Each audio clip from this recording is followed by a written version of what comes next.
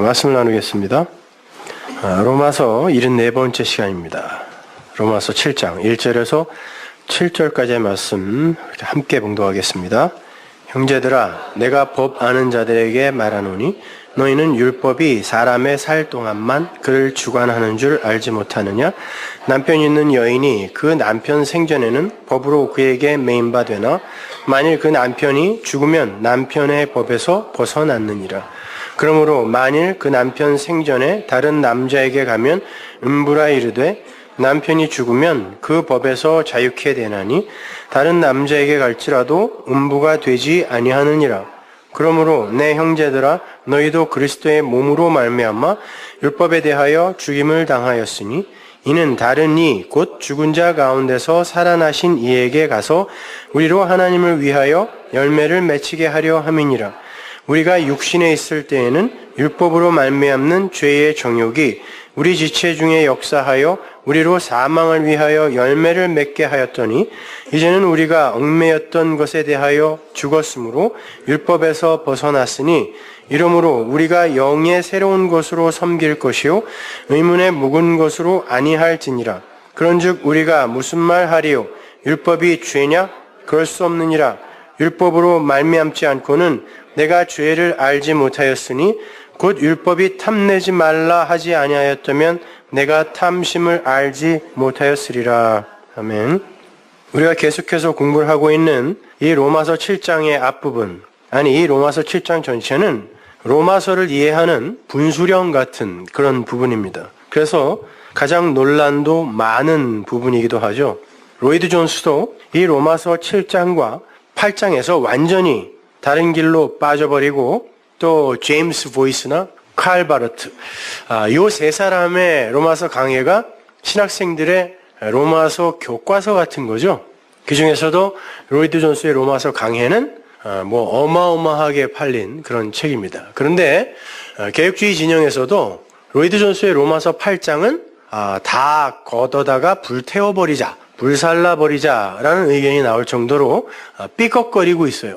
그게 다 로마서 7장을 잘못 이해한 그러한 데서 기인한 것입니다. 이 7장은 바울이 구원받기 이전의 상태를 기록한 거고 8장은 구원받은 이유를 설명한 거라는 그런 아주 가난한 해석을 로이드 존스가 하고 있어요. 그리고 그 이후의 신학자들이 전부 그걸 따르고 있단 말이에요. 대부분.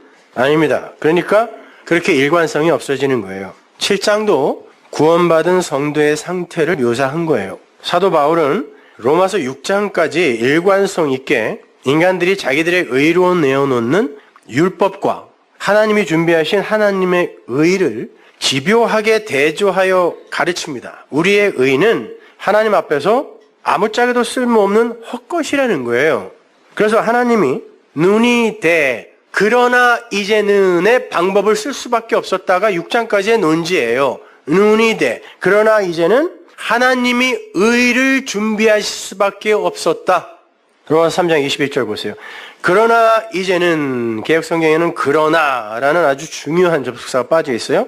율법 외에 하나님의 한 의가 나타났으니 율법과 선지자들에게 증거를 받은 것이라. 율법과 선지자가 증거한 진짜 내용이 이거다라는 거예요. 곧 예수 그리스도를 믿음으로 말미암아, 율법을 행함으로가 아니라 예수 그리스도를 믿음으로 말미암아 모든 믿는 자에게 미치는 하나님의 의다. 그래요. 그러니까 차별이 없다라는 거예요. 왜? 너희들이 갖고 있는 의로는 차별이 있을 수밖에 없어요. 잘하는 사람, 못하는 사람의 구별이 있을 수밖에 없다니까요. 그러나 이 의는 차별이 없어요. 왜? 선물이거든요. 거저 주는 거거든요. 그것이 인간 측에서 준비한 그 어떤 것으로도 하나님의 구원에 미칠 수 없다라는 바울의 논지예요. 6장까지의 논지란 말입니다. 그러한 바울의 설명을 들은 로마 교회 사람들이 율법을 어떻게 생각하겠어요? 이렇게 강력하게 반복하여 설명하는 바울의 이 이야기를 들은 로마 교회 사람들이 율법은 악한 거니까 지키지 말아야 되겠구나 이리로 가겠죠. 그럼 그게 뭐예요? 그게 죄예요, 여러분. 하나님의 율법을 법으로 받아서 지켜야 하는 계명의 수준에서 잘 지키면 그걸 죄라 그랬어요, 바울이 지금까지. 하나님의 그 아담의 생내적 두 마음, 그 에피두미아의 두 마음, 그 선과 악의 두 마음으로 율법을 판단하여 자기들의 마음으로 판단을 하여 인간들이 선한 것이라고 합의한 그 한쪽 것을 열심히 해나가는 것을 죄라 그랬잖아요.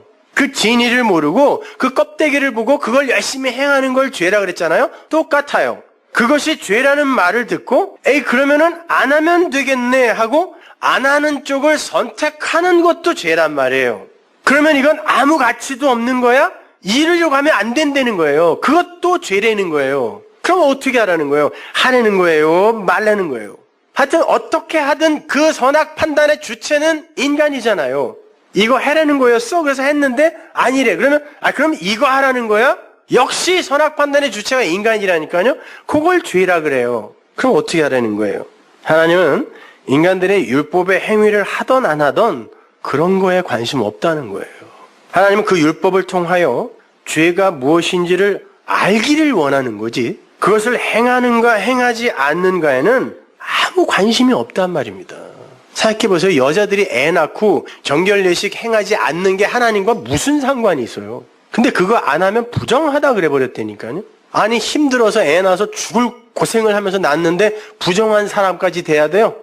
그래서 갑자기 바울이 율법이 죄냐? 이렇게 수사학적 질문을 던진 거예요. 율법이 죄야? 자기는 그 율법으로 자기 안에 운명적으로 심겨져 있는 그 탐심의 에피두미아의 정체를 알게 됐다는 거예요. 그러면 된 거라는 거예요. 자기처럼. 자기는 그 율법과 율법의 행위를 통하여 누구에게도 뒤지지 않았어요. 그 말은 죄인 중에 괴수였다는 말이죠. 누구에게도 뒤지지 않았어요. 그렇게 표피적이며 문자적인 성경 해석으로 그리고 그 해석에서 나온 행함으로 자기는 하나님 앞에 열심히 내어놓았는데 그걸 죄라고 그런단 말이에요. 성경이. 그래서 그게 상받을 근거가 되는 것들이 아니라 배설물이었구나로 알아먹었단 말이에요. 사도 바울이. 그 배설물이라는 단어 자체가 똥이라는 단어예요. 극단적인 단어를 쓴다니까요. 똥이야 그건 이렇게 이야기한단 말입니다. 그러면 그게 왜 나쁘냐는 거예요. 내가 그걸 알아먹었다는 거예요. 하나님의 의도가 그거였는데 내가 그 의도에 맞게 그게 뭔지를 알았는데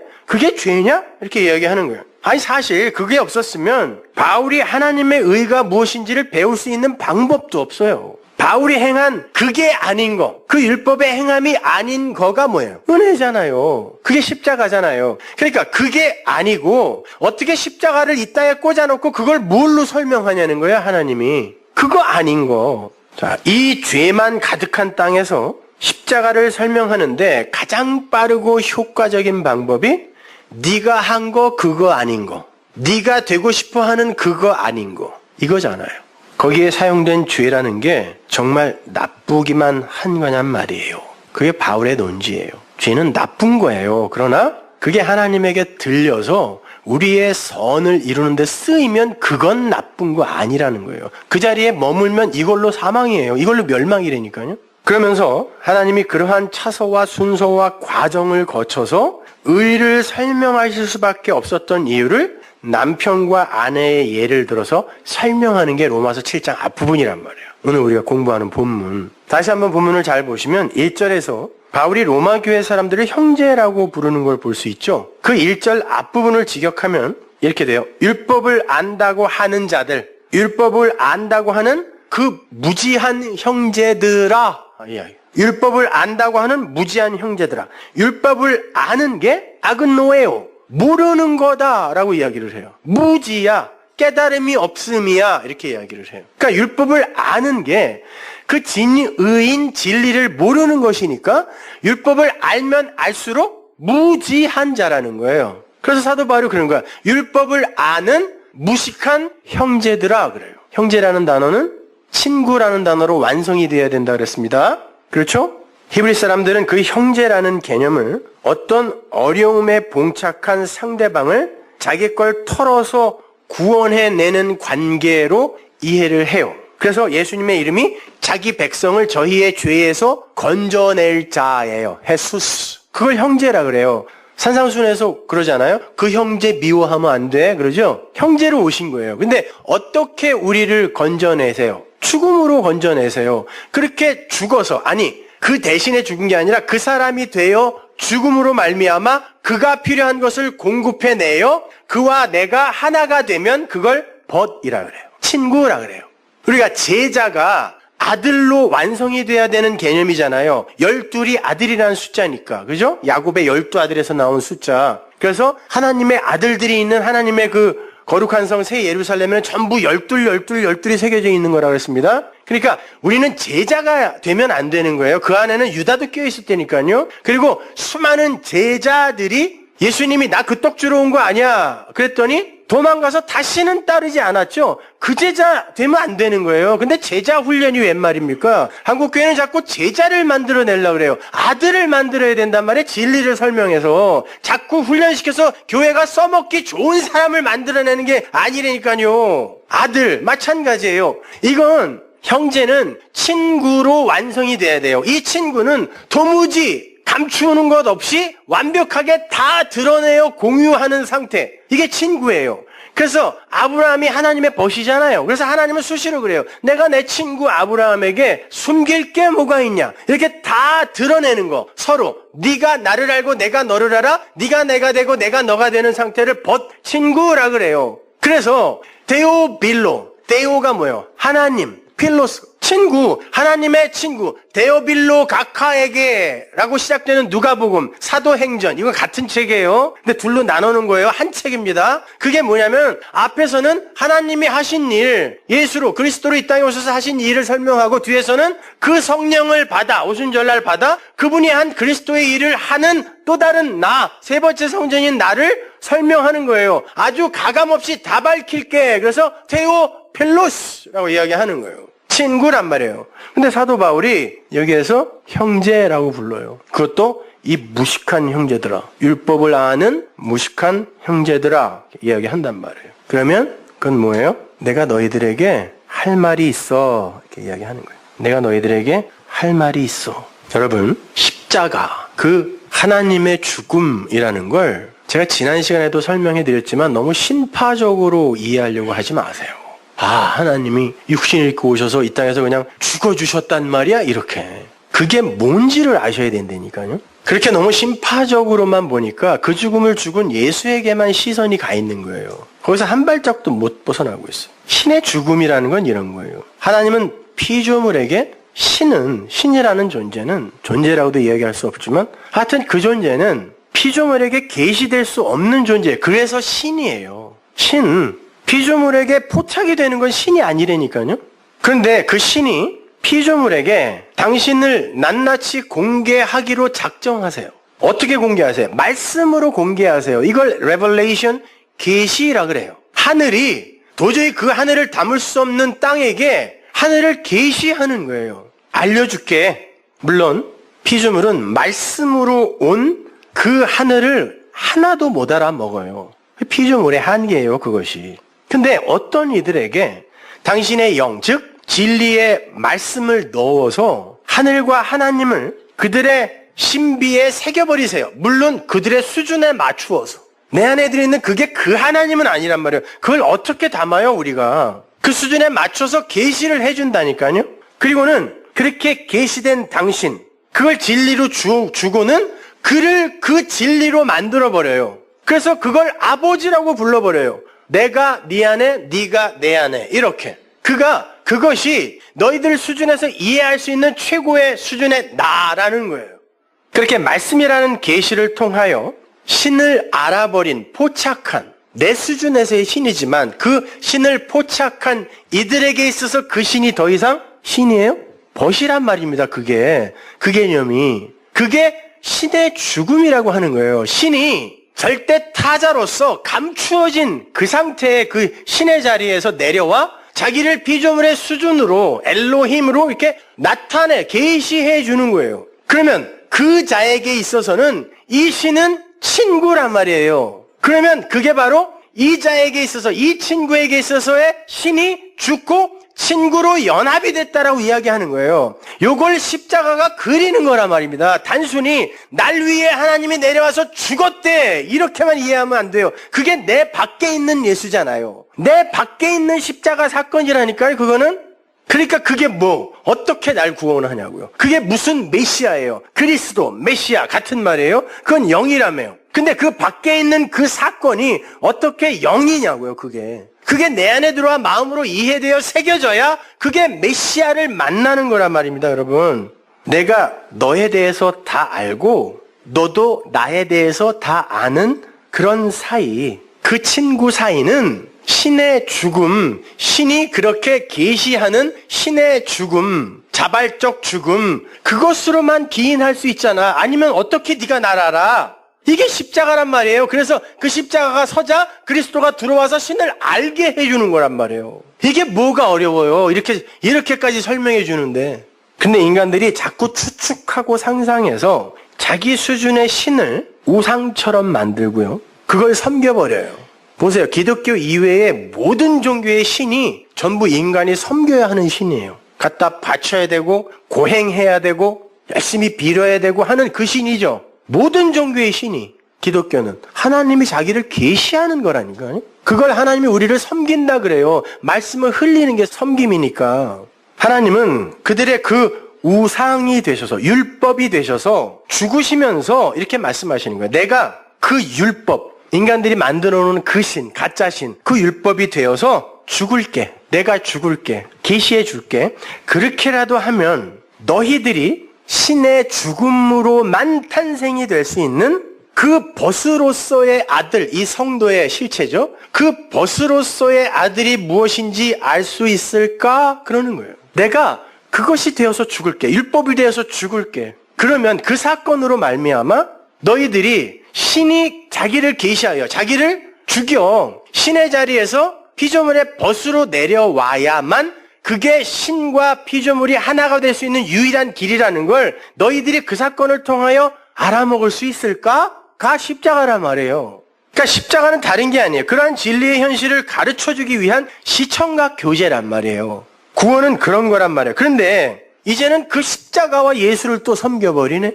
그걸로 하나님이 어떠한 죽음으로 너희와 하나가 되었는지를 알라고 줬더니 그걸 여기다가 떡하니 걸어놓고 거기다가 빌고 앉아있어. 자기의 소원을 또.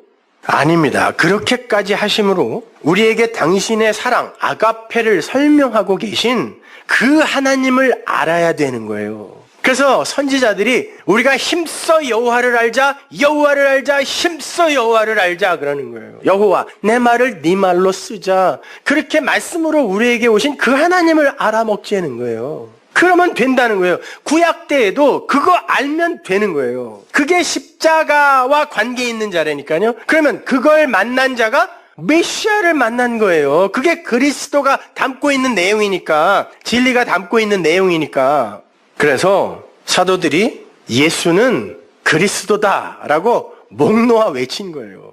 그 예수가 그리스도인데 왜 죽였어가 아니라 그 예수는 그렇게 죽었어야 돼. 왜? 그는 그리스도니까. 그렇게 와야 우리가 사니까. 그게 예수는 그리스도다예요. 사도들이 이야기한. 그래요. 예수는 그리스도라니까요. 누가 아니래요? 십자가 이전에 예수도 그리스도라니까? 누가 아니래요. 그런데 그럼 내가 이렇게 여쭤볼게요. 옛 성전, 그건 메시아가 될 수 있어요? 없어요? 만약에 그 옛 성전이 뭐예요? 호코스모스가 뭐예요? 성경이 뭡니까? 예수를 설명한 거라면서요. 율법과 선지자는 나에 대해서 기록한 거야 그랬잖아요. 그런데 그 호코스모스 성전으로 그리스도라는 그 진리를 알아먹었어요. 아, 희생제사는 이런 거고 법궤는 그런 거고 아, 물두멍은 그런 거였어. 그리고 휘장은 그런 거고 이게 둘로 찢어진 건 이런 거고 아, 이렇게 그 진리 그리스도를 그 옛성전으로 알아먹었으면 그게 메시아라니까요. 그런데 못 알아먹게 돼 있단 말이에요. 그러면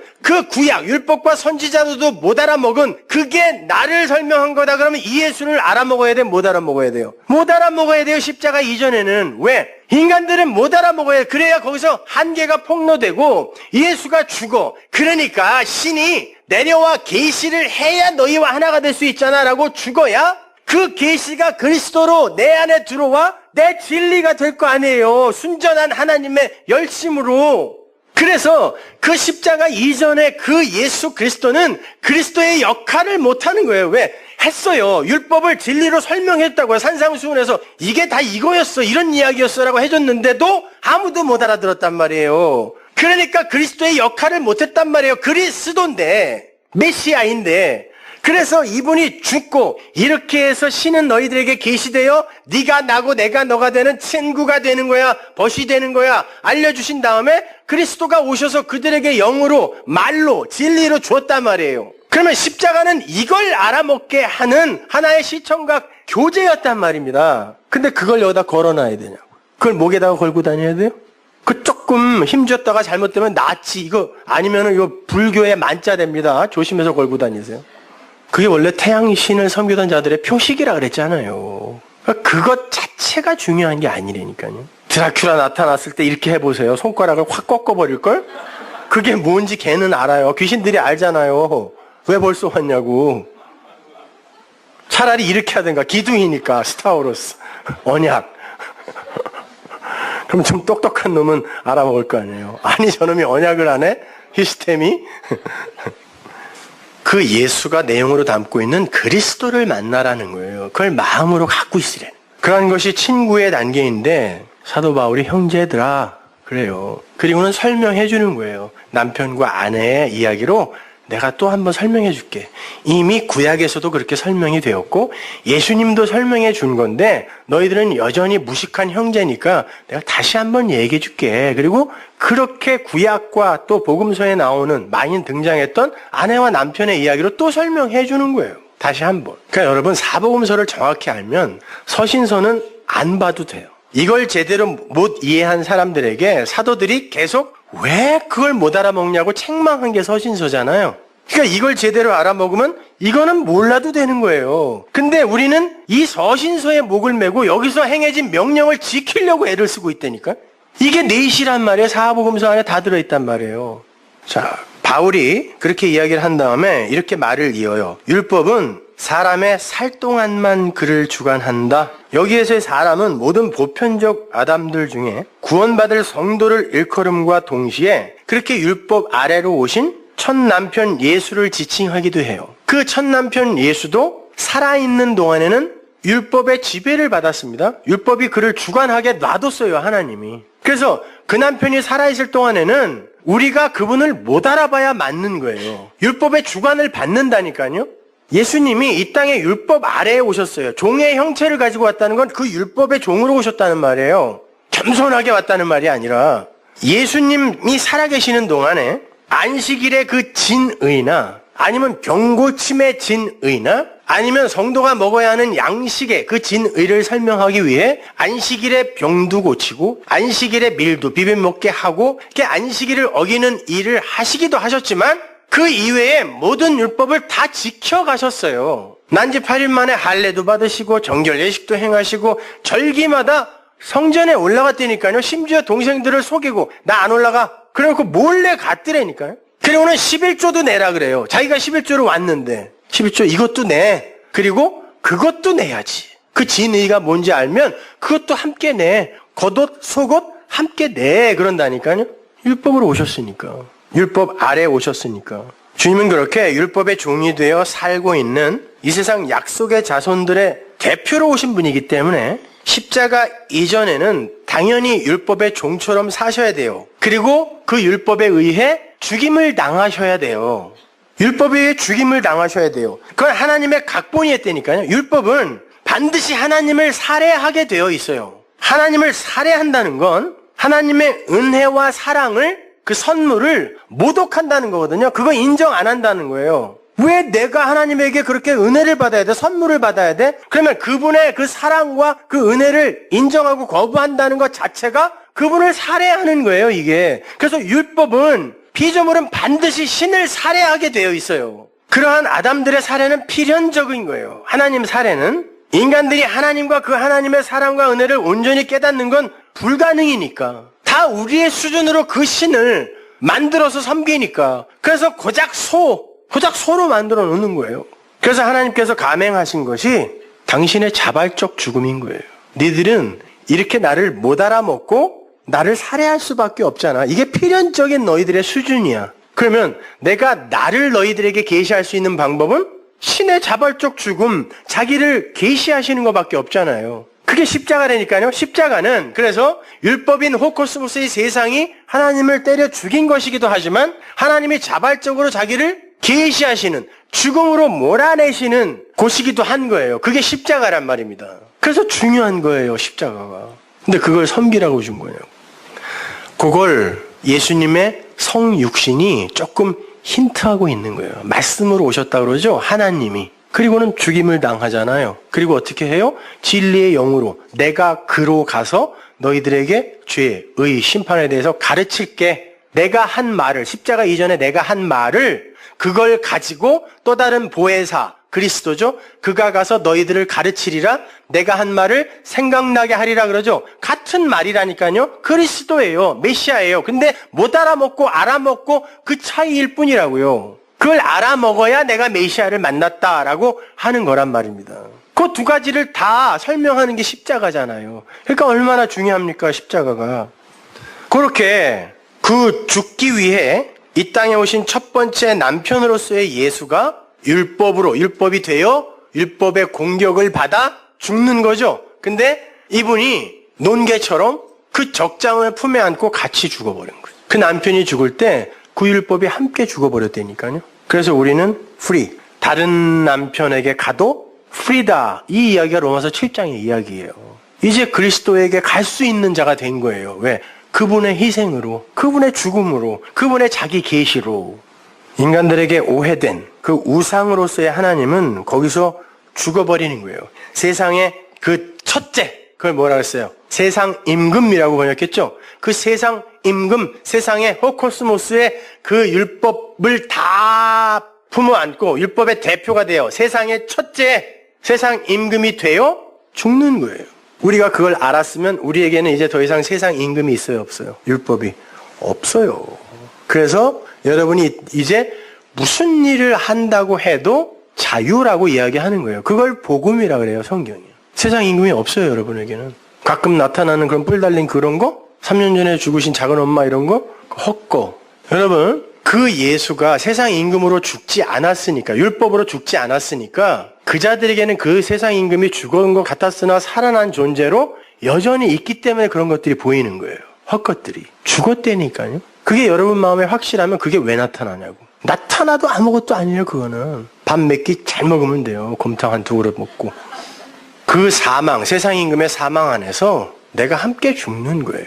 그런데 주인이 내가 살아있을 동안에는 나를 확 때리면서 부려먹을 용도가 있잖아요, 나한테. 근데 죽은 자를 어디를 때리며 어디다 써먹냐고요. 이제 관계없음이 되는 거예요.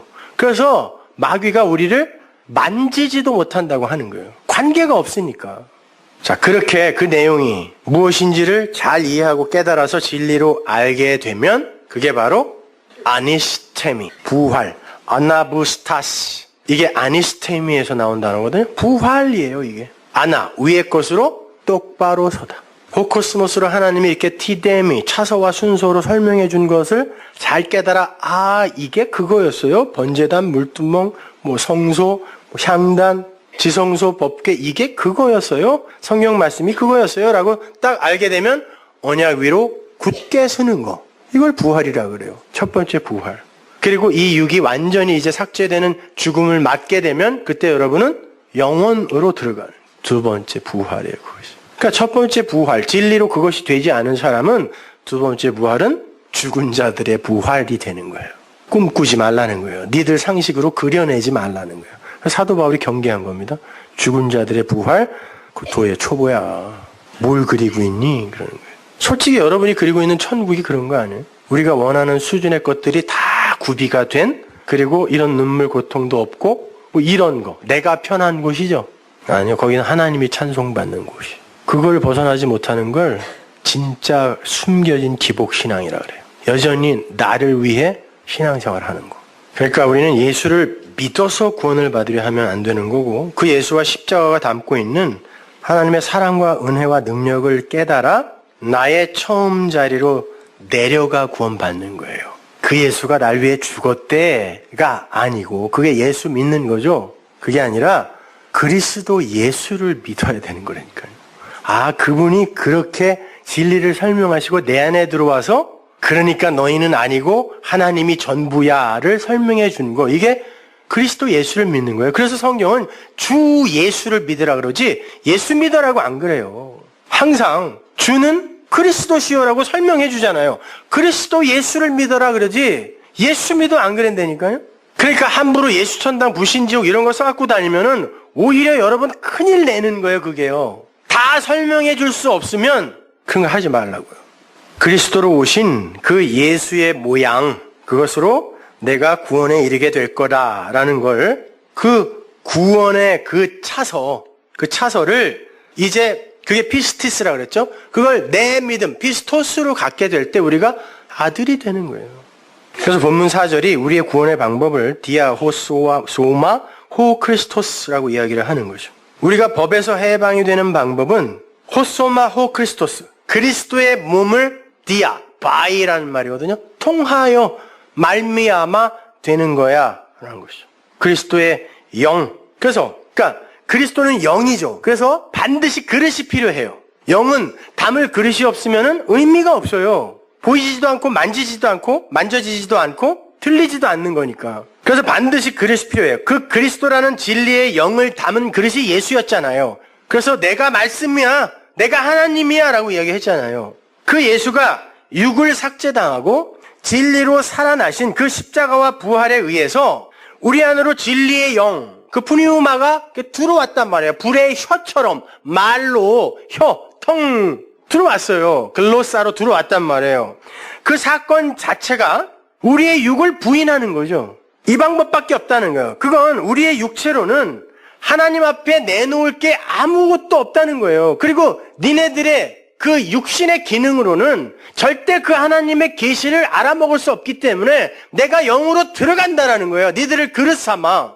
그래서 새 부대, 질 그릇, 토기장의 그릇, 이게 다 같은 말이에요. 주머니, 그릇, 부대, 이게 우리 이야기하는 거예요. 이거 여기다가 그냥 새 거 담아버리면 이거 터져버려. 이거 터져버린다. 그럴 때 이 그릇 깨져버린다. 이럴 때 그렇게 우리가 호소마 크리스토스의 그 그릇, 육체가 되어서 그분이 내 안에 들어와서 그걸 설명하실 수밖에 없다라는 건 우리의 육이 거기서 삭제당하는 거예요. 그 자체가 뭐예요? 그게 내 십자가라니까요.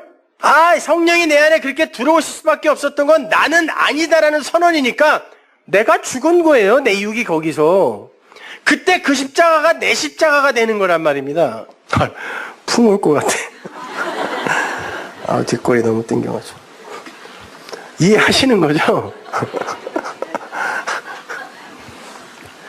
우리도 그러한 성령의 강림하심에 의해 십자가에서 죽음을 당한 거예요. 그걸 인정하고 그 진리의 성령의 가르침을 잘 받아 깨달으면 되는 거예요. 그게 생명이에요.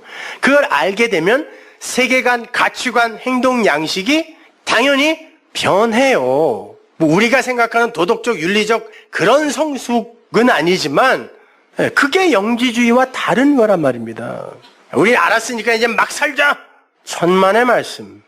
그 그리스도가 나라는 그리스도의 몸을 만들어내는 거예요. 내 안에 진리가 담겨 있잖아요.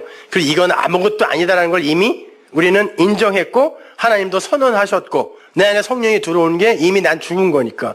그러니까 질그릇 안에 보배를 담은 나, 호소마 호 크리스토스. 그렇게 되면 이게 뭘 하던 안 하던 하나님이 무슨 상관이겠어 하고 율법에 대해 죽는다는 거예요. 그래서 사도 바울이 오늘 본문에서 호소마 호 크리스토스가 너희들이 율법에 대하여 죽는 유일한 방법이야 라고 제시해 주는 거예요. 이걸 왜 굳이 구원받기 이전의 상태라고 설명을 해야 되냐고요. 여전히 성화론에 묶여있기 때문에. 자, 우리가 진리를 깨달아 구원에 이르는 게 아니라 우리의 행위를 내어놓아 성화되어 구원에 이르는 것이다 라고 가르치고 그 배우는 자들, 그걸 성경이 적그리스도라 그래요. 적그리스도는 딴 데 있는 거 아니에요. 교회에 있어요. 기독교 안에 있어요. 그렇잖아요. 적그리스도가 왜 절에 가 있겠어요. 그리스도는 여기 있어야지. 근데 엔타이 크라이스트라니까요. 비슷한 그리스도예요. 창 들고 그냥 언젠가 그리스도 죽여버릴 거야. 그리고 어디서 잠복해 있는 개를 이야기하는 게 아니라 아마겟돈 전쟁 때 보자. 이게 아니라 타입, 엔타이 타입이 뭐예요? 실체, 모형이라니까요. 율법, 모형으로서의 율법에 묶여버리면 그게 엔타이 크라이스트예요. 그게 타입, 엔타이 타입이잖아요. 그러니까 대부분의 교회는 다 엔타이 크라이스트의 신앙생활을 하고 있는 거라니까요. 그런데 이 세상 사람들은, 아담들은 그게 훨씬 좋아요. 그리고 그렇게 말해주면 훨씬 듣기 좋아한다니까요. 인간의 자존심이 살거든. 내 자존심이 살거든요. 그래서 그들은 엔타이 크라이스트적 설교를 하면 흥분하죠. 선동도 돼요. 단결도 됩니다. 오래 가야 한 3주 가지만 단결도 돼요. 하나 되자, 뛰자, 하자 되는 거죠. 근데 자기들도 알아요. 100%는 안 된다는 걸 알아요. 그러니까 어떻게 하자는 거예요? 하는 데까지 열심히는 해보자. 100% 안 된다는 건 본인들도 알고 성경도 얘기했으니까. 100개 지키다가 하나 지키면 꽝이다. 그걸 누가 다 지켜요? 안 된다는 걸 본인들도 알아요. 그런데 자존심상 그래도 해보는 데까지는 해보는 게 신앙 아니야라고 이야기하는 거예요. 성경 어디에 해보는 데까지 해봐라고 했습니까? 그러면 그거 계산해서 그만큼씩 상 줄게. 어디서 그랬나요? 하나님 같이 온전하라 그랬다니까요. 지난주 수요일날 배웠잖아요. 그 단어가 그거예요. 똑같이 온전해라예요. 그걸 행위로 온전함에 이르라는 말로 하셨겠어요, 하나님이? 어떻게 하나님이 피조물에게 내 행위처럼 니네 똑같이 해야 돼? 이 이야기를 하겠냐고요. 그건 올무라니까요. 인간들이 스스로 거는 올무라고요. 그리고 그거에 종으로 살아요. 수고하고 무거운 짐 지고. 그렇잖아요. 신앙생활이 재밌어야 되는데, 기뻐야 되는데 너무 수고하고 무거워. 그래도 혹시 하나 이렇게 하면은 고진감래라고 하나님이 복으로 갚아주시겠지? 아니면 조금 고급스러운 사람은 이렇게 해야 천국에서 상급이 크대? 이리로 가는 거죠. 그게 바보예요. 그게 맹종하는 자들이. 그러니까 뭐 신문 같은 데 보면 말이죠. 어떤 무당이 뭐 팔선년지 무슨 선년지 전화로 뭐 시키니까 그거 다 하는 거야. 무서워서. 아니 세상에 어디 나주 역에 가갖고 3개월 동안 노숙해 그랬더니 딸내미 데리고 거기서 노숙을 하더라니까요. 이 인간들이요. 무서워가지고. 아니 기독교를 그렇게 믿는 사람들이 있어요. 아니 대부분 그래요. 그 하나님 심기 안 건드리려고 꾹 참고 사는 거예요. 그러니까 진리가 안 됐으면 그냥 율법이라도 최선을 다해 지키세요. 아주 완벽하게. 제사도 열심히 지내고 정결예식도 행하고. 근데 이것도 안 하고 이것도 안 하고. 그 사람들도 그래요. 율법은 구약의 율법은 이미 다 하나님이 완성하셨죠. 그럼 자기들이 갇혀있는 그건 뭐냐고요. 모양만 조금 다르지 그거 아니에요 그게? 아니 그러려면 제사를 지내라는 거예요. 내 말은. 화끈하게. 근데 왜 그것도 안 하냐고요. 인간들은요, 너무 쉬운 걸 주면 그걸 가치 없다 여겨버려요. 그리고 그것 자체를 수치스럽게 여깁니다. 도대체 날 뭘로 보고 그런 가치 없는 걸 던져주냐는 거예요. 선악체계 속의 아담들은 하나님처럼 되어버린 자기들의 수준에 맞게 어려운 임무가 주어지면 희열을 느껴요. 다는 못하는데 어차피 자기들도 알아요. 다는 못하지만 나를 이렇게 여겨준단 말이야? 하고 희열을 느껴요. 그래서 부흥하는 교회 보면요. 그렇게 사람들을 도에 좀 진하게 확 돌려버리면 사람 늘어나요. 그때에 사람들이 희열을 느끼기 때문에 그래요. 공통점이에요, 그거는요. 여기 오면 멍하니 뭐 할 일이 없어. 뭐 해야 돼. 그러니까 가도 되고 안 가도 되고 뭐 이런 걸로 알아. 근데 아무리 생각을 해도 시킬 일이 없네. 내가.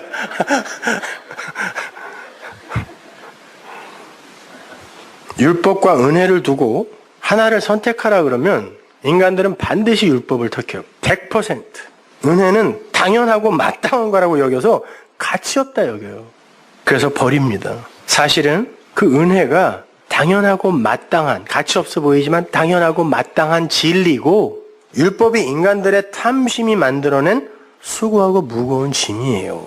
근데 인간들은 마땅하고 당연한 건 가치 없다라는 속성이 있어요. 왜? 거기에는 내 가치를 입증할 어떤 틈이 없거든요. 그냥 되어지는 거야, 이거는. 거기에는 내가 드러날 수 있는 그런 틈이 없어요. 우리가 숨 쉬고 사는 거 당연하다고 생각하죠? 매끼 밥 찾아 먹는 거 당연한 겁니까? 비는 당연히 내려줘야 되는 건가요? 공기는 그렇게 늘 우리에게 공급이 되어야 되는 겁니까? 땅과 바다는 항상 거기에 경계를 정하고 있어야 되나요? 우리가 뭔데 이 자연과 만물이 그렇게 우리를 위해 존재해줘야 돼요? 지구는 항상 자전을 하면서 공전을 해야 되는 겁니까? 당연하게? 이 우주는 어떤 법칙에 의해 항상 이렇게 일정하게 끌려가야 되나요? 우리 때문에? 근데 보세요. 당연하죠. 그래서 이거 귀하게 여기는 사람 없어요. 공기 참 감사하다. 물 참 감사하다. 비 참 감사하다. 감사하기엔 교회를 3분의 1은 빠져, 비만 오면. 안 그러죠? 근데 보세요. 마땅하고 당연한 그거 없으면 죽어요. 그러나 그 마땅하고 당연한 것 위에 세워지는 것들, 몇 층 빌딩을 세우든지, 얼마나 좋은 옷을 입든지, 얼마나 화려한 장신구를 달든지, 이거는 없어도 되는 거예요. 근데 사람들은 이걸 가치 있게 여겨요. 우리에게 진짜 가치 있는 건 하나님이 주시는 영생이라는 생명인데, 인간들은 자기들이 나타나고 드러나는 자기들의 행위, 그리고 나의 외모가 얼마나 다른 사람들에게 가치 있게 평가를 받는가에 관심을 둔다니까요. 진짜 가치는 생명이 있느냐 없느냐, 진리가 있느냐 없느냐인데, 우리는 내가 드러나는 어떤 것을 자랑하고 싶어해요. 하나님은 그거 없어도 된다 그랬단 말입니다. 그 생명, 그 진리가 네 안에 있느냐를 묻는데, 우리는 마땅한 거 매를 맺게 해요.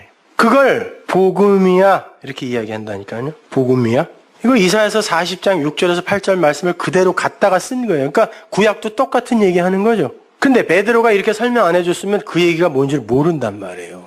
그 코르토스, 풀에 불과한 우리, 거기에 예수라는 샤론의 꽃이 붙어서 그가 자기를 계시하고 떨어짐으로, 하나님을 계시하고 말씀으로 계시하고 떨어짐으로 말미암아 우리 안에 그리스도 씨가 심긴 거예요. 그 씨가 있는가를 묻는 거예요. 예수 믿는가 안 믿는가? 이거는 여러분도 모르고 저도 몰라요. 뭐 어떻게 믿는 게 믿는 거예요. 그리고 난 믿어요 라고 하면 그걸 어떻게 내가 믿어줘야 되냐고요. 그러니까 그런 말 하지 말라는 거예요. 난 예수 믿어요? 뭘 어떻게 믿는데요? 이 내용을 그 진리로 갖고 있냐, 그 말입니다, 여러분. 그러니까 예수라는 꽃은 반드시 떨어져야 되는 거예요. 그 씨가 내 속에 심겨져야 되는 것입니다. 그러한 첫 남편의 죽음과 새 남편의 도래를 예수님께서도 이런 비유로 말씀해 주셨습니다. 마태복음 9장 14절 보세요. 그때 요한의 제자들이 예수께 나와 가로되 우리와 바리새인들은 금식하는데 어찌하여 당신의 제자들은 금식하지 아니하나이까. 예수께서 저희에게 이르시되 혼인집 손님들이, 이거 아들들이에요. 휘오스. 아들들이 신랑과 함께 있을 동안에 슬퍼할 수 있느뇨? 그러나 신랑을 빼앗길 날이 있으리니 그때에는 금식할 것이니라. 자, 혼인집에 아들들이 신랑과 함께 있는데 금식해야 되냐? 먹어야지 그때는, 이런 말이거든요. 이 이야기가 우리가 수요일날 공부한 세리 마태, 레위를 부르시고 예수님이 그 안에서 레위와 세리들과 함께 식사를 하실 때 많은 바리새인들이 거기 있었어요. 그리고 왜 죄인들과 밥 먹어? 그랬단 말이에요. 당시에는 죄인들과 겸상을 하는 게 그게 부정한 거였어요. 겸상도 아니죠. 그러니까 상은 성전에서 떡 놓았던 그 상에서 우리 밥상이 나온 겁니다. 우리가 인류가 상을 쓴 게 얼마 안 돼요. 다 바닥에 놓고 먹었습니다. 그냥 같이 밥 먹는 게 부정한 거예요. 누워서 먹었죠, 이렇게. 반쯤 누워서. 그렇게 밥을 먹는 게 부정한 건데 세리들과 밥을 먹고 있네. 그 중에 세례 요한의 제자들이 있었어요. 세례 요한이 왜 등장하냐면 율법과 선지자의 때는 세례 요한의 때까지다를 상징하는 거예요. 자, 율법이 물어옵니다. 우리는 금식하는데 당신과 당신 제자들은 왜 금식 안 합니까? 금식은 뭐죠? 율법이며 장로들의 유전이에요. 율법에는 속죄일날 한 번, 대속죄일에 한 번 금식하라고 그랬는데 장로들의 유전으로 일주일에 2번 해버렸어요. 그리고 그 돈으로 구제했다니까요. 그래서 잘했죠? 이랬단 말이에요. 그거 얘기하는 거예요. 우리는 그 금식하는데 당신들은 왜 금식 안 하냐는 거예요. 그때 예수님이 그러죠. 신랑이 와 있다. 아들들에게 신랑이 와 있다. 이 신랑을 만나면 그들이 진짜 아들이 되는 거잖아요. 그렇죠? 신부가 신랑을, 네케바가 자카를 그리스도로 맞아버리면 그들이 아들이 되는 게 구원의 서정이란 말이에요. 굳이 따지자면, 자, 혼인집 아들들이 신랑이 와 있으면 신랑이 주는 걸 먹어야지. 내가 지금 구약의 그 율법이 너희들이 지금 나 안 먹어요 라고 금식하면서 그걸 너희들의 영의 양식이라고 착각하고 그걸 먹고 있잖아. 그죠? 그거 아니에요. 야, 이렇게 금식하면 하나님이 우리를 구원해 준 데가 율법주의죠. 그러면 그들이 그 금식을 뭐 하고 있는 거예요? 영의 양식으로 먹고 있는 거예요, 율법을. 그러면서 우리는 금식한다 그러는 거예요. 근데 그러는 거죠, 주님이. 내가 그게 뭔지 얘기해 주러 왔잖아. 내가 안에 그리스도 진리를 담고 있잖아. 그래서 신랑이 왔어. 첫 번째 남편이 왔다. 그래 얘기해 주는데 니들이 금식을 하고 있으면 어떡해? 아니, 금식을 먹고 있으면 어떡해? 내가 주는 걸 먹어야지. 근데 안 먹어요. 아니, 못 먹습니다. 예수의 말은 못 알아들어야 맞아요. 그래서 예수님이 한 가지 방법을 내놓은 게 뭐예요? 니들이 신랑을 빼앗길 날이 와. 그래야 먹을 수 있어. 그러는 거예요. 그 신랑을 빼앗기면 뭐가 와요? 그리스도가 오죠. 씨가 와. 진리가 와요. 그러면 이게 그렇게 금식하라는 게 아니었구나 하고 이제 더 이상 이거 안 먹겠죠. 율법을 안 먹고 행위를 안 먹고 이게 나의 영양식이 아니다라는 걸 알면 그게 금식이야 그러는 거예요. 네가 신랑을 빼앗기면 그 씨가 올 거니까 그때는 네가 금식할 거야. 지금은 금식 많이 먹어라. 제 말이 아니에요. 이사야서 58장 6절 보세요. 나의 기뻐하는 금식은 흉악의 결박을 풀어주며 멍에의 줄을 끌어주며 압제당하는 자를 자유케 하며 모든 멍에를 꺾는 것이 아니겠느냐? 또 줄인 자에게 내 식물을 나눠주며 유리하는 빈민을 내 집에 들이며 벗은 자를 보면 입히며 또 내 곤욕을 피하여 스스로 숨지 아니하는 것이 아니겠느냐? 스스로 숨지 아니한다라는 게 말을 내가 가진 것을 감추지 않는다는 거예요. 다 전해주어 가난한 자를 먹이고 못 입은 자를 입히고 뭘로? 진리의 겉옷으로 하늘의 양식으로 그리고 그들을 구제해내는 게 이게 금식 아니겠니? 그거는 그리스도라는 진리, 씨가 너희들에게 담기면 너희들 안에서 당연히 발생되는 격발되는 사랑 아니야 그게.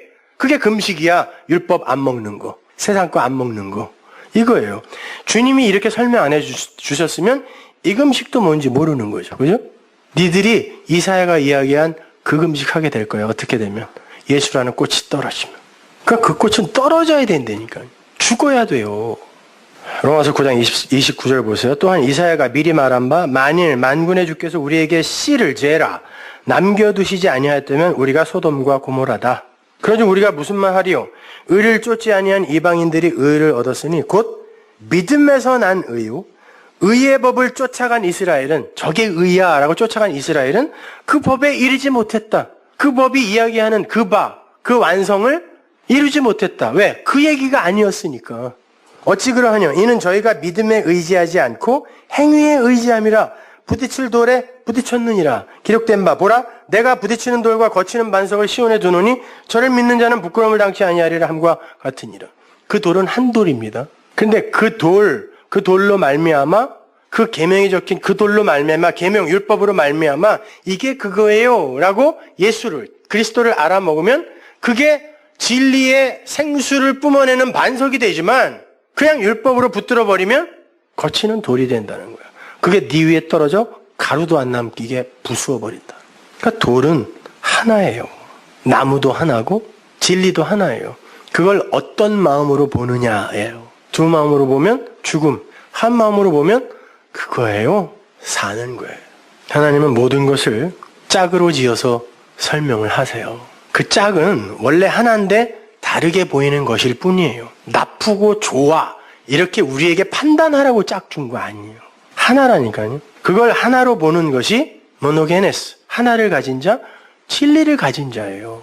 거기에서 용서가 일어나는 거예요. 그래서 하나님이 짝지어 놓은 것을 사람이 나누지 못한다라고 말씀하신 거예요. 그 이혼하지 말라는 말이 아니에요.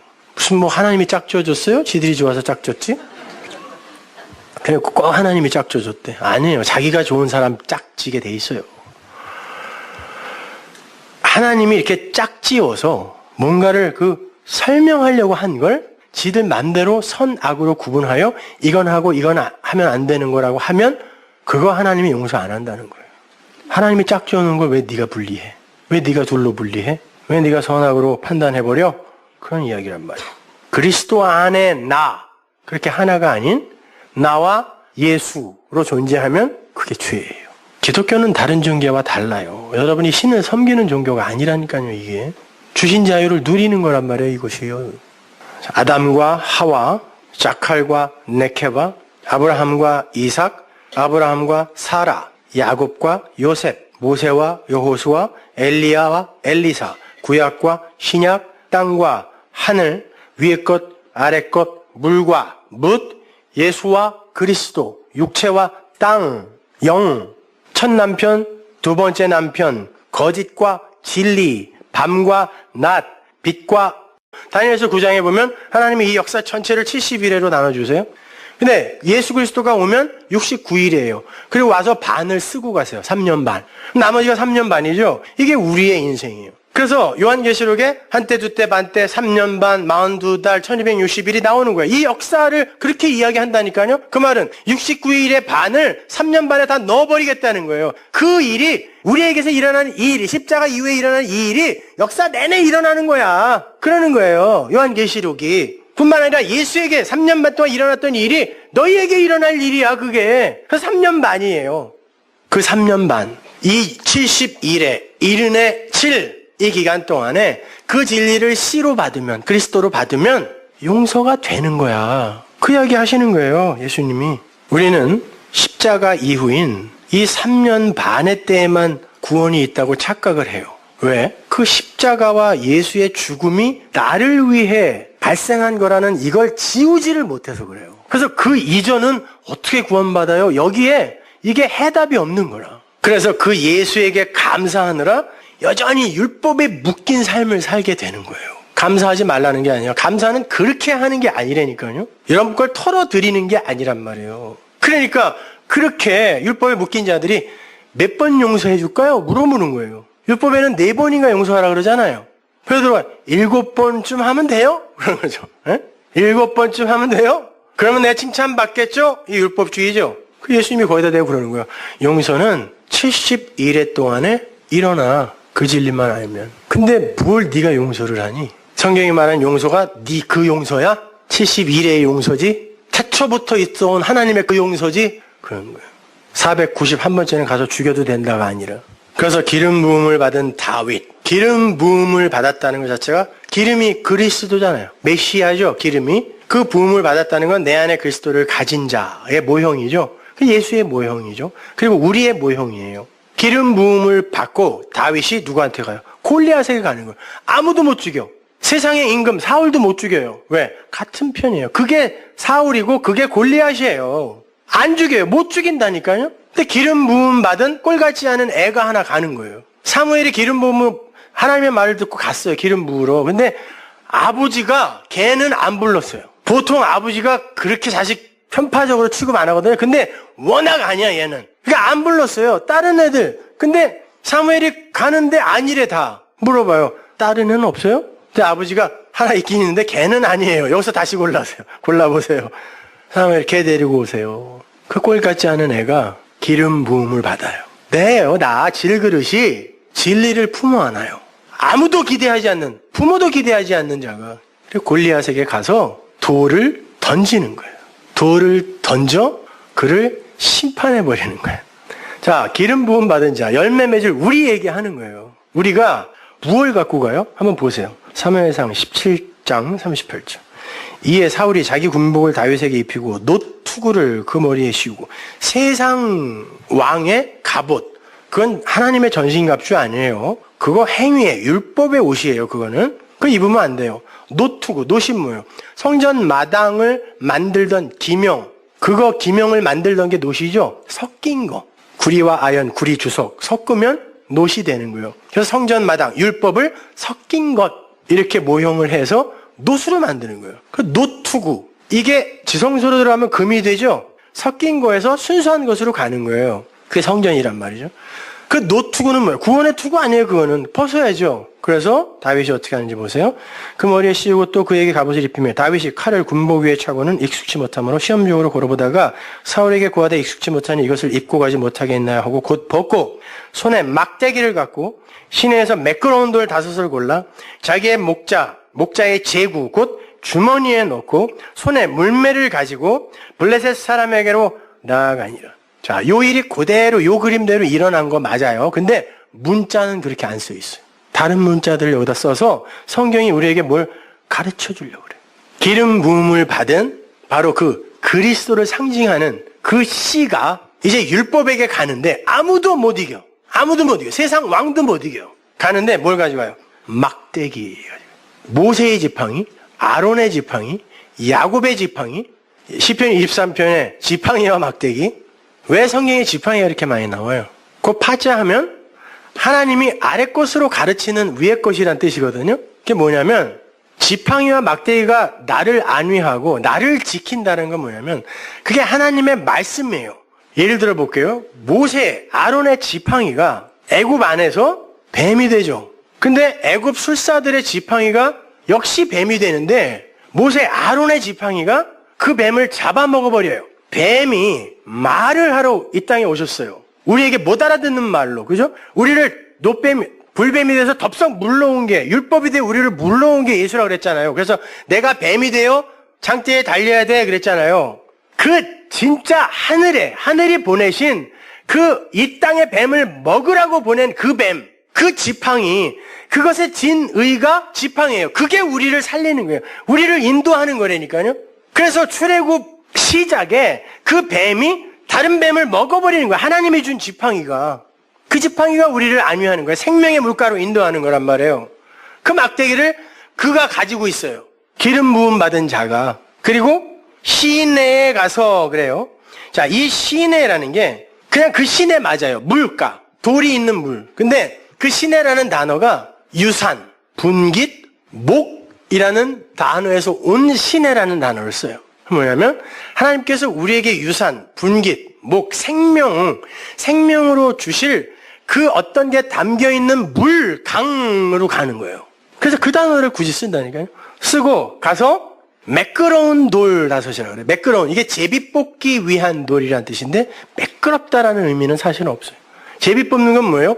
투표는 뭐죠? 민주주의 사회에서 투표는 사람의 뜻을 모아 이게 사람이 합의한 거예요가 투표죠. 그래서 사람이 뽑은 걸 투표라고 그래요. 제비는 하나님이 결정한 걸 사람이 확인하는 거죠. 자, 하나님이 결정한 어떤 것을 하러 얘가 가는데 어디로 가냐면 하나님이 우리에게 생명으로 분깃으로 줄 어떤 것이 담겨있는 그 물 강으로 가서 돌을 끄집어내는데 5개.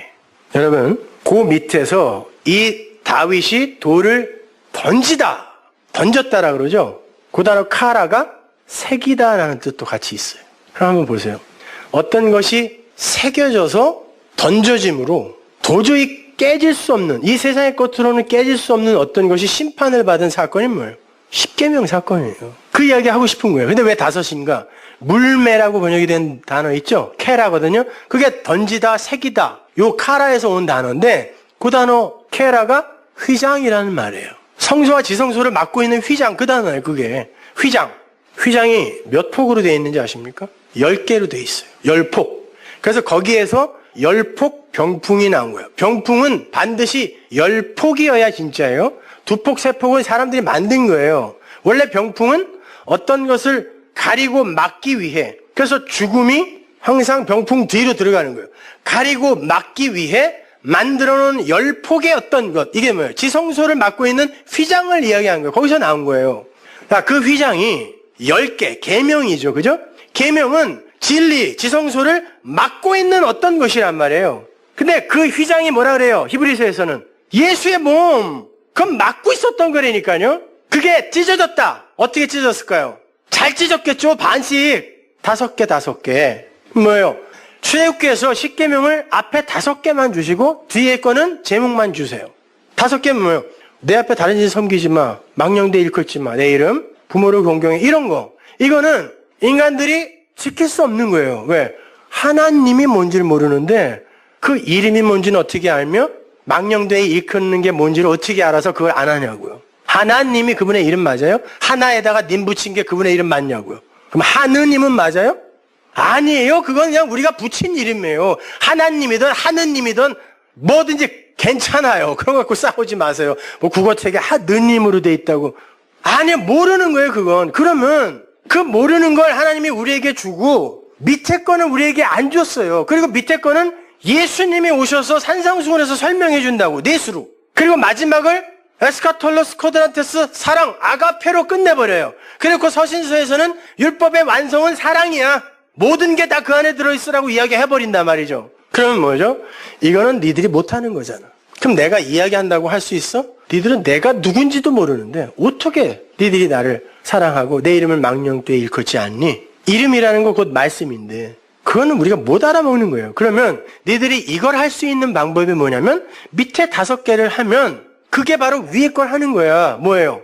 살인하지 마, 희생제사 드리지 마, 간음하지 마. 희생제사 드리면 당연히 간음하고 그걸로 거짓 증거하고 그걸로 엉터리 말을 우리 남에게 던져줄 테니까 사랑도 안 되는 거잖아요. 근데 그걸 뭔지 알아. 진리로 깨달으면 이거예요. 희생제사 드리지 않는 거. 그게 하나님을 망령되이 우상으로 섬기지 않는 거군요. 그리고 간음하지 않는 거, 거짓 증거하지 않는 거. 이것이 바로 하나님의 이름을 망령되이 일컫지 않는 거고 하나님을 우상으로 섬기지 않는 거네요. 그리고 하나님을 부모로 나를 낳아주시는, 내가 아무것도 한 게 없는데 나를 낳아주시는 부모로 공경하는 거네요. 라고 알아먹는 거란 말이에요, 이것이. 그럼 5개요. 이 10개는 뒤에 이 5개로 찢어진 휘장, 예수의 죽음으로 말미암아 찢어져서 뒤에 5개로 남아야 진리로 우리에게 넷 코드란테스로 주어진 그걸로 이 율법이 10개가 깨지잖아요. 그러니까 그 다윗이 기름 부음 받은 자가 그걸 주머니에 넣어. 그 주머니가 뭐냐면 추를 넣는 주머니예요. 그 단어가 추가 뭐냐면 성경에서 항상 말씀을 상징해요. 그래서 큰 거 작은 거 같이 놓지 마. 말씀은 항상 일정해야지, 똑같아야지 그런단 말이에요. 거기에 넣어. 말씀을 넣는 주머니가 뭐, 나예요. 그리스도, 호소마, 호 크리스토스.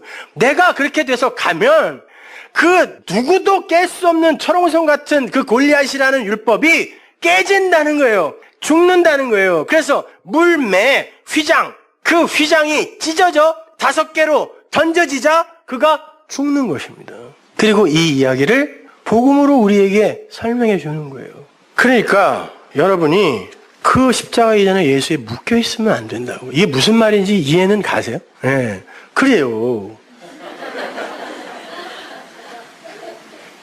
근데 왜 자꾸 그게 그리스도 아니라고 그래요? 그 그리스도예요. 근데 우리는 못 알아먹는 그리스도. 하나님이라니까요. 그럼 보세요. 다윗이 뭐뭐 가져갔어요? 주머니, 막대기, 돌, 계명, 말씀이에요. 돈, 물매, 휘장. 여러분, 예수님이 제자들을 12과 70으로 보내죠. 70명이 아니라 70으로 보낸다예요. 완성의 의미예요. 그거는 12 아들로 보내는 거예요. 딱 12명 보낸 그런 의미가 아니라 12로 70으로 보내면서 뭘 가지고 가라 그래요? 지팡이, 전대, 은전, 돈, 두벌롯, 메데이스, 아이로. 치우지 말아라 해요. 가지지 말아라가 아니라. 그거 안 가져가면 안 되거든요, 원래가. 그런데 사람의 두 마음으로 그 말을 딱 대하면은 무슨 마음이 먼저 드냐면, 그래, 그렇게 나는 가난하게, 겸손하게 그렇게 선교를 가야 하나님도 그걸 기뻐하셔라고 해석하고 싶은 거죠. 그러니까 메데이스 아이로를 가지지 말아라로 번역한 거예요. 다윗이 그거 갖고 가서 율법을 부셨는데 그걸 진리로 가져가서 전하는 역할로 지금 부름을 받는 그들이 그거 안 가져가면 어떻게 해요? 은은 항상 구약에서 속전이잖아요. 가져가야죠. 주머니 가져가야죠. 내가 진리를 담은 그릇인데 그 주머니가 그릇이라는 단어예요. 똑같은 단어라고요. 토기장이가 하나는 천이 쓸 그릇, 귀하게 쓸 그릇, 이거 만드는 게 잘못이야 해서 그 그릇이 주머니, 단어 똑같은 거라고. 두벌롯 배웠잖아요. 속옷과 겉옷, 속옷을 달라고 하는 이들에게 겉옷을 줄 수 있는 짝, 두 벌도 아니에요. 짝으로 옷을 가져가, 가리는 걸 가져가. 그거예요. 그러니까 어디로 가래요? 유대인의 집으로 가. 율법주의에게 가서 그거 깨. 나중에 설명할 기회가 있으면 그건 제가 자세히 성경 구절들을 찾아서 설명을 해드릴게요. 그러니까 자식들 성교 가면서 우리는 자비량 선교해요. 주머니, 전대, 옷 가져가지 말라 그랬잖아요. 성경에서. 그렇다고 진짜 한 벌 갖고 가는 애들 있잖아요. 에? 돈도 안 가져가고. 그 은이거든요. 은? 속전. 그거 가서 쩔쩔 굶고 고생한다고 거기서. 이거 돈 보내주세요. 가서 잘 먹고 진짜 하나님의 진리 잘 전하고 오라고 그러세요. 하나님이 그렇게 고생시켜서 선교 보내고 그러지 않아요. 바울은 텐트 만들어서, 텐트가 장막이에요. 성전 짓는 자의 모형으로 그가 불림을 받았기 때문에 텐트 만들었다 그러는 거지, 그거 안 만들면 못 먹고 살아서 그거 만들었다고 그렇게 쓰는 거 아니란 말입니다. 그래서 그러잖아요. 야, 니들이 내가 이렇게 고생하는데 나 먹일 당연한 의무가 있는 거야. 그런다니까요. 편하게 가서 선교해도 돼요. 왜 자학을 하려고 그래요? 그리고 와서는 그냥 그 만족감에 내가 그렇게 고생하면서 일주일을 버텼다. 그거 하는 동안에 하나님은 얼마나 미웠을까요? 나를 이 고생시키는 그 영감탱이 막 그러면서. 성경은 그런 얘기 안 합니다. 그런 것은 자유로우세요, 제발. 그리고 그런 거 갖고 딴 사람들 평가하고 그러지 마세요. 누가 호텔에 가서 선교하고 왔다고 이왕이면 돈 있으면 거기 가서 그렇게 하세요. 제대로 된 진리를 잘 전할 수만 있으면 편하게 가서 하고 그러니까 뭐로 고생하면서 막 그러고 피부병 걸려갖고 오고 그러냐고요. 쾌적한 데서 잘 전해야지. 엉뚱한 봉사활동을 선교라고 착각하니까 그게 그냥 무슨 대단한 선교인 양 말이에요.